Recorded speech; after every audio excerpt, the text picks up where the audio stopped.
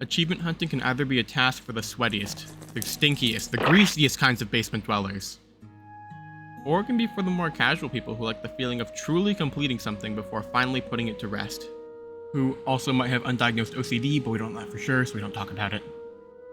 Hey, I'm Zoda, and I'm relatively new to the hobby of completionism. I consider myself on the latter part of the spectrum, where I love the feeling of playing a game to its full completion rather than just to the credit trolling. Achievement hunting is actually what pulled me out of the average teenage boy FPS hole where all I'd play was Valorant, Overwatch, and other games where gun goes boom. During my playtime, something I wasn't looking for yet still caught my attention is the variety of types of achievements across games, and how if done correctly, their completion percentage can correlate with good game design. Just a little note, these games are only ones I've personally completed and or have been achievement hunting in, so if other games fit these descriptions better, I apologize. One of my favorite and greatest completions is the Metroidvania Hollow Knight. This game introduced to me just how fun achievement hunting can be. Looking through the list of achievements on Steam, nearly every single achievement, if not all of them, have some sort of meaning, proof of effort, or general progression behind it. There is a clear correlation between the average player's route through the game's map and how achievements are earned. Some are obvious, like your first charm and defeating the False Knight and Hornet are practically guaranteed to happen one after the other. But after this point, major progression achievements can be done a bit out of order with other milestones sprinkled in between. Acquiring half of Hollow Nest charms and saving half of the imprisoned grubs are natural achievements that anyone can get randomly while playing, yet they act as reminders of your progression and almost as a sort of incentive. Both of these achievements on Steam's global completion list exist inconspicuously between other major events such as post-killing the Broken Vessel and before defeating Hornet a second time. For the just under 40% of players who got that far into the game, this displays that the placement of grubs and charms is done in such a way that just enough are easily obtainable for the player to surpass his halfway mark, while leaving the latter half a mystery for the player's own curiosity. On a different note, many of the rarer achievements promote replayability in a fun yet natural way. The achievement's purity and happy couple can only be obtained by killing the nailsmith and letting him live respectfully. Obviously, he can't live and die in a single save file, so that's where the speedrun and/or Steel Soul achievements come in. You would need at least an entire 100% in-game completion playthrough on top of your first playthrough to fully complete the game, as you don't start with Steel Soul mode unlocked. In doing so, players who yearn for that full game completion have the chance to get the opposite ending for the Nailsmith in contrast to the one they originally chose. This also goes for other alternate endings, such as the ones for the Grim Troop and the achievement for letting Zote die, as only 7% of people have that second one.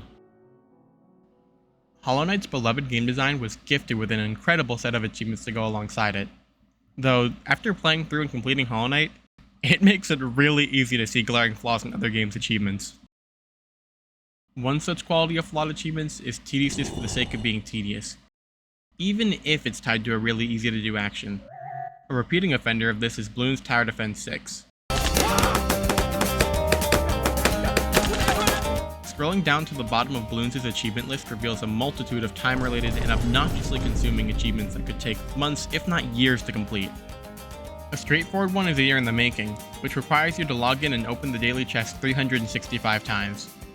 I can sort of excuse this one, especially if you have the game on your phone. You can easily open the app and claim the daily chest and move on with your day. Although, just because it's easy doesn't mean that it's not a nightmare for the completionist mindset, as at minimum, it takes a year of logging into the game to actually get it. Another terrible achievement is Ultimate Team Up, which needs you to win 100 times with Monkey Teams. Monkey Teams is a special modifier on a map that gives you bonus rewards for completing a track with 3 randomly chosen towers. This actually wouldn't be so bad if it weren't for how useless the bonus rewards are. For limiting yourself to 3 out of 23 towers, you get a minuscule amount of in-game currency in comparison to the normal reward you get for completing a map without Monkey Teams. For example, when playing an intermediate level map on easy difficulty, you get 150 monkey money, with Monkey Teams giving you a bonus of 4. That comes down to a 2.6% bonus for restricting yourself from the vast majority of towers. This achievement could easily be fixed by making the bonus actually worthwhile by giving more money upon completion, resolving the problem. The last achievement I'll mention for Bloons is Moving House, which requires that you redeploy 1000 towers using the support Chinook. Now, I do not know who at Ninja Kiwi decided that that was a good idea, but you would need to sit in free play, likely for hours, with tens of support Chinooks constantly moving back and forth until you eventually get the achievement. If the tech bot, an item bought with monkey money to automatically use abilities, worked on the Chinook, This would be really easy.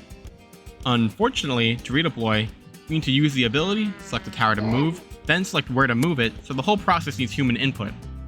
Unless you regularly use the support Chinook, a tower typically bought during the mid-game due to its price, and constantly feel the need to move towers around, I could realistically see this taking months, if not years, to earn naturally if you're a normal human being playing at regular intervals.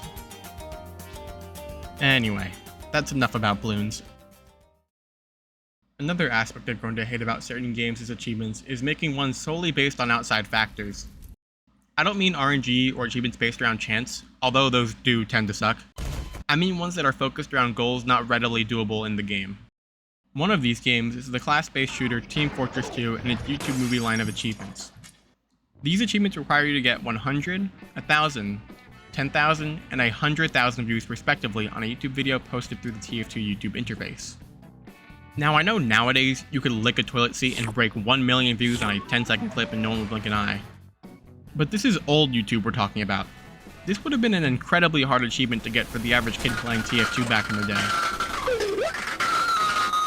It's still relatively difficult to get this many views as an up-and-coming creator. Imagine being a completionist who just hunts achievements for fun. Also, all of this ignores the fact that these achievements are simply impossible to get as according to the Team Fortress wiki, as YouTube has deprecated the programming interface that is used in-game. Existing in a similar fashion is another Valve game, Garry's Mod. The achievement in question is, yes, I am the real Gary, which requires the player to be on the same server as the real Gary Newman. It's fairly easy to see why this is quite the rare achievement nowadays, as flying Gmod probably isn't on Gary's top priority list. Interestingly enough though, this achievement is actually the 6th rarest achievement in Garry's Mod. All the workshop thumbs up achievements and the achievement for playing the game for an entire year's worth of time, yikes about that one by the way, beat out meeting Gary Newman by just a couple of fractions of a percent. Despite its long life and die-hard player base, it's surprising to me that all the workshop achievements are still rarer than meeting Gary Newman. It's really interesting for me to look at these completion percentages and achievements and see how they coexist with each other. Hollow Knight handles its achievements like they're truly meant to coexist alongside the game. On the other hand, TF2's YouTuber achievements are probably more fit for something like Garry's Mod, where achievements for content uploaded outside of the game actually make sense considering it's a big part of the game's design and charm. I'm really making this first video as a short love note to achievement hunting, as it's easily become one of my favorite things to do in video games. I hope that I can keep making videos like this alongside my gaming completions to improve both my gaming and video making skills. Anyway, thanks for watching and I hope to see you all again.